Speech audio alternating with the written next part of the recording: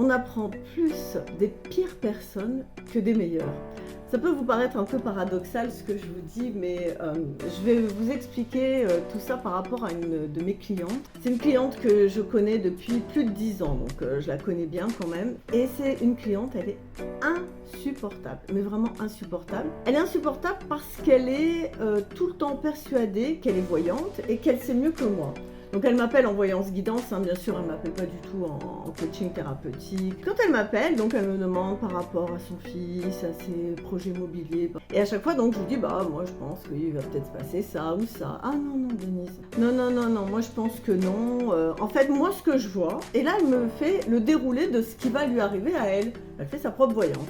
Et au début, j'avoue que je me braquais un peu. Je lui disais, mais attendez, je comprends pas. Pourquoi vous m'appelez si vous-même vous savez? Elle me dit, non, mais c'est pour confronter un peu nos idées, pour voir si vous êtes d'accord avec moi. Puis des fois, je n'étais pas d'accord avec elle. Je disais non, elle s'énervait. Enfin bref, c'était pas très fluide et moi, elle me vampirisait mon énergie. J'en pouvais plus.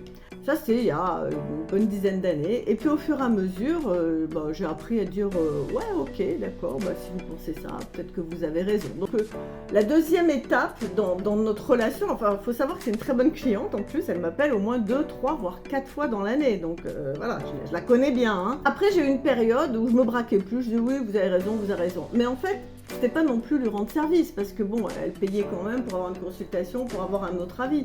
Donc elle repartait, elle était contente, mais après elle me rappelait, elle me disait bah oui mais vous m'aviez dit que j'avais raison en fait, non ça s'est pas passé comme ça. Et je lui disais bah oui mais vous écoutez pas ce que je vous dis. Donc vous voyez, et en fait je me rendais compte que c'est beaucoup l'ego qui réagissait. J'étais beaucoup dans non c'est moi qui ai raison, pourquoi elle a raison et tout.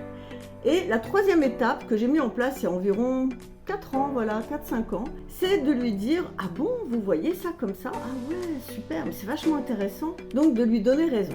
Déjà ça, elle est contente. Ah, vous voyez, hein, je vois bien. Je dis oui.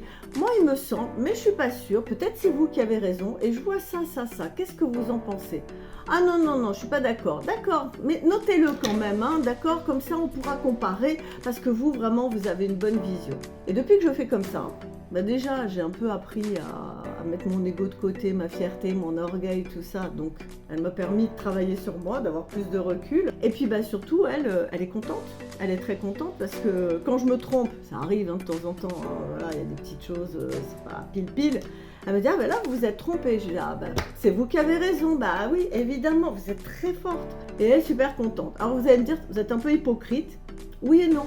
En même temps, c'est une personne qui a tellement besoin, elle, de renforcer son ego, que je lui fais plaisir. Et puis moi, j'en ai pas besoin finalement. Donc j'ai appris, grâce à cette dame, à lâcher un peu sur je veux avoir raison, c'est moi la plus forte, etc.